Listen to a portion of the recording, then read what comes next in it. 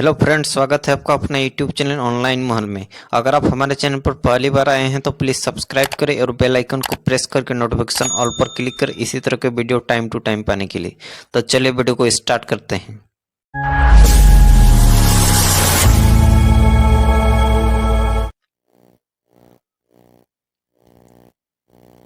Question number 1, relay क्या है? सबसे पहला क्वेश्चन है, रिले क्या है? तो इसका उत्तर हो जाएगा, रिले एक इलेक्ट्रॉनिक डिवाइस है जिसकी मदद से हम किसी भी सर्किट को ऑन ऑफ करा सकते हैं। रिले एक ऐसा इलेक्ट्रॉनिक डिवाइस है जिसकी मदद से हम किसी भी सर्किट को ऑन ऑफ करा सकते हैं। इसमें आगे देखेंगे, रिले में एक विद्युत चुंबक होता है जो कि किसी पावर सोर्स से जुड़ा होता है तथा विद्युत चुंबक की सहायता से किसी अन्य एक या एक से अधिक सर्किट को ऑन ऑफ कराया जा सकता है। तो यह है रिले। इसको कॉपी में सभी क्वेश्चन को नोट डाउन कर लीजिएगा ताकि पढ़ने में आसानी हो। मुझे वीडियो बनाने में बहुत मेहनत लगता है, तो आप लोग चैनल पर पहली बार आए हैं तो सब्सक्राइब जरूर कर लीजिएगा और वीडियो यदि अच्छा लगेगा तो लाइक भी अवश्य कर लीजिएगा। तो चलिए दूसरा number question, question number 2, fuse का मुख्य कार्य क्या है? फ्यूज का मुख्य कार्य क्या है? तो इसका आंसर है, किसी भी उपकरण में ज्यादा करंट आने पर या किसी प्रकार का फॉल्ट होने पर फ्यूज उसकी सप्लाई को बंद कर देता है। क्या होता है, जब भी किसी भी उपकरण में ज्यादा करंट फ्लो होता है तो और किसी भी प्रकार का फॉल्ट होने लगता है तो फ्यूज उसकी सप्लाई को बंद कर देता है, यानी करंट को रोक देता है आगे जाने से। तो ये फ्यूज का मुख्य कार्य है, जिससे कि होने वाली हानि से बचा जा सकता है। जिससे बहुत सारा हानि होता है उससे हम लोग बच सकते हैं। जैसे पूरा इलेक्ट्रिक बोर्ड ही जल जाएगा, नहीं तो पूरा घर भी जल सकता है फ्यूज यदि नहीं लगाएंगे तो फ्यूज एक बहुत ही महत्वपूर्ण कार्य करता है बिजली के क्षेत्र में। तो चलिए क्वेश्चन 3, क्वेश्चन 3 में है, फ्यूज कितने प्रकार के होते हैं? तो इसका आंसर है, फ्यूज मुख्यतः 4 प्रकार के होते हैं। क्या क्या? Cartridge fuse, HRC fuse, KitKat या रिवायरेबल फ्यूज और गोल फ्यूज। मुख्यतः हम लोग 4 प्रकारों में बांटते हैं फ्यूज को। पहला है कार्ट्रिज फ्यूज, दूसरा है एचआरसी फ्यूज, तीसरा किटकैट या रिवायरेबल फ्यूज और चौथा गोल फ्यूज। तो क्वेश्चन नंबर 4 को देखेंगे। क्वेश्चन नंबर 4 में क्या लिखा है, हार्डवेयर क्या है? हार्डवेयर की परिभाषा लिखना है। तो कैसे लिखेंगे? हार्डवेयर एक ऐसा भौतिक उपकरण है जो कंप्यूटर का निर्माण करता है। इसे हम भौतिक रूप से देख, छू और महसूस कर सकते हैं। यानी हार्डवेयर कंप्यूटर का एक भौतिक उपकरण है जो कंप्यूटर का निर्माण करता है और इसे हम लोग भौतिक रूप से देख भी सकते हैं, छू भी सकते हैं और महसूस भी कर सकते हैं। तो इसका उदाहरण देखेंगे तो समझ में आ जाएगा कि किसे हार्डवेयर कहते हैं। इसका उदाहरण है, कीबोर्ड है, माउस है, मॉनिटर है, सीपीयू है और बहुत सारा है, प्रिंटर है, स्कैनर है, बहुत सारा है। ये सब हार्डवेयर है। इसे हम लोग देख भी सकते हैं, छू भी सकते हैं और महसूस भी कर सकते हैं और ये सब मिलाकर कंप्यूटर का निर्माण करता है। कीबोर्ड, माउस, मॉनिटर, सीपीयू, ये सब मिलाकर कंप्यूटर का निर्माण होता है। तो अगला क्वेश्चन की ओर चलते हैं। क्वेश्चन नंबर 5, प्राथमिक चिकित्सा क्या है? परिभाषित करें। यानी प्राथमिक चिकित्सा क्या है, इसको परिभाषा करना है, परिभाषा देना है। तो इसका आंसर है, किसी भी घायल या बीमार व्यक्ति को अस्पताल तक पहुंचाने से पहले उसकी जान बचाने के लिए हम जो कुछ भी करते हैं उसे प्राथमिक चिकित्सा कहते हैं। यानी घायल या बीमार व्यक्ति को अस्पताल तक पहुंचाने से पहले उसको हम लोग जो कुछ भी बचाने के लिए करते हैं उसी को ही प्राथमिक चिकित्सा कहते हैं।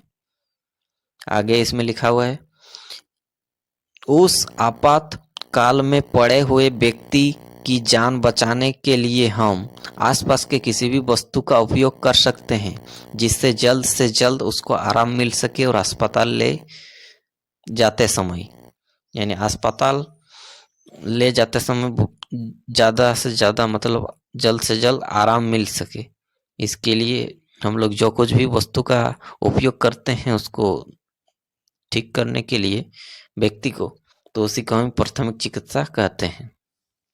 सिंपल सा है। ये क्वेश्चन पिछले साल आया था लगता है, तो इसको अवश्य नोट डाउन कर लीजिएगा। सभी क्वेश्चन को नोट डाउन कर लीजिएगा कॉपी में। क्वेश्चन नंबर 6, चुंबकीय अक्ष क्या है?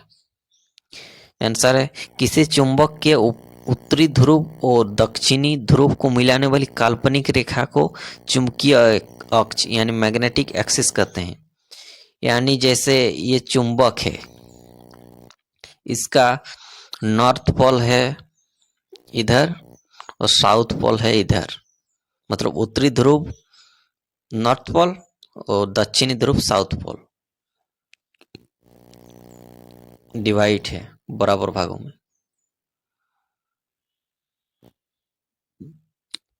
तो ये उत्तरी ध्रुव और दक्षिणी ध्रुव को मिलाने वाली काल्पनिक रेखा इधर से इधर, इधर से इधर, ऐसा काल्पनिक रेखा होता है, तो इसी को हम लोग चुंबकीय अक्ष कहते हैं। समझ में आ गया? क्वेश्चन नंबर 7, चुंबक कितने प्रकार के होते हैं? आंसर है, 2 प्रकार के होते हैं। कितने प्रकार के होते हैं? 2 प्रकार के। क्या क्या? पहला प्राकृतिक चुंबक और दूसरा कृत्रिम चुंबक। और प्राकृतिक चुंबक भी बहुत सारे प्रकार के होते हैं, वो सब अभी नहीं बता रहा हूँ, बहुत सारा होता है प्रकार। क्वेश्चन नंबर 8, एमसीबी क्या है? तो इसका आंसर है, एमसीबी एक इलेक्ट्रॉनिक स्विच है जो कि फ्यूज की तरह काम करता है। जब किसी सर्किट में करंट की मात्रा ज़्यादा हो जाती है तब एमसीबी अपने आप बंद हो जाती है। यानी एमसीबी एक इलेक्ट्रॉनिक स्विच है, समझो कि ये एक फ्यूज की तरह ही है, काम करता है, फ्यूज की तरह ही काम करता है। जब किसी सर्किट में करंट की मात्रा ज़्यादा हो जाती है, यानी ज़्यादा मात्रा में करंट फ्लो होने लगता है, तो एमसीबी अपने आप बंद हो जाता है, जिससे हमारे सप्लाई बंद हो जाते हैं और हमारे घरों में हानि होने से बच जाता है। नहीं तो एमसीबी नहीं रहने पर ज़्यादा करंट आ जाएगा और हमारा टीवी, कूलर, पंखा सब उड़ जाएगा। इसलिए एमसीबी एक फ्यूज की तरह ही काम करता है। तो इसका एमसीबी का पूरा नाम क्या है? एमसीबी का पूरा नाम मिनिएचर सर्किट ब्रेकर होता है। ये इम्पोर्टेंट है, ये फुल फॉर्म याद कर लीजिएगा, ये क्वेश्चन में आने का चांस है। ये full form miniature circuit breaker. तो चलिए नेक्स्ट क्वेश्चन की चलते हैं। क्वेश्चन नंबर 9, आरपीएम का पूरा नाम क्या है? आरपीएम, इसका पूरा नाम क्या है? रिवॉल्यूशंस पर मिनट। इसका पूरा नाम है रिवॉल्यूशंस पर मिनट, आरपीएम का फुल फॉर्म। अगला क्वेश्चन, क्वेश्चन नंबर 10, विद्युत धारा की एसआई मात्रक क्या है? विद्युत धारा का एसआई मात्रक क्या है? हम लोग जानते हैं एम्पियर है, और नहीं भी जानते हैं तो जान लीजिए, एम्पियर है विद्युत धारा का एसआई मात्रक। और क्वेश्चन नंबर 11, रिले का उपयोग कहाँ किया जाता है? रिले का उपयोग कहाँ किया जाता है? तो सारे स्टेबलाइजर, यूपीएस, इन्वर्टर्स आदि स्विचिंग डिवाइस में होता है। यानी स्टेबलाइजर में भी होता है, यूपीएस में भी, इन्वर्टर्स में भी होता है रिले का प्रयोग। अगला क्वेश्चन, क्वेश्चन नंबर 12, संचार क्या है? संचार क्या है? इसका आंसर है जब दो या दो से अधिक व्यक्ति आपस में कुछ सार्थक चिन्हों, संकेतों तथा प्रतीकों के माध्यम से विचार या भावनाओं का आदान प्रदान करते हैं, उसे संचार कहते हैं। यानी कुछ भी सार्थक होना चाहिए, निरर्थक नहीं। सार्थक चिन्हों, संकेतों, प्रतीकों के माध्यम से विचारों का आदान प्रदान करना ही संचार कहलाता है। जैसे आप लोग बोलकर भी संचार हो सकता है, लिखकर भी हो सकता है। बोलकर करने वाला संचार को वाचिक संचार कहते हैं, और लिखकर लिखित संचार, और संकेत के माध्यम से सांकेतिक संचार। तो अगला क्वेश्चन की ओर चलते हैं। क्वेश्चन नंबर 13, प्रतिरोध का एसआई मात्रक क्या है? एसआई यूनिट क्या है? प्रतिरोध का एसआई यूनिट क्या है? इसका एसआई यूनिट है ओम। प्रतिरोध के एसआई यूनिट ओम है, याद कर लीजिए। क्वेश्चन नंबर 14, ट्रांसफार्मर कितने प्रकार के होते हैं? ट्रांसफार्मर मुख्यतः दो प्रकार के होते हैं। क्या क्या? तो पहला है स्टेप अप ट्रांसफार्मर। पहला क्या है? स्टेप अप ट्रांसफार्मर, और दूसरा step down transformer. Step up transformer क्या है?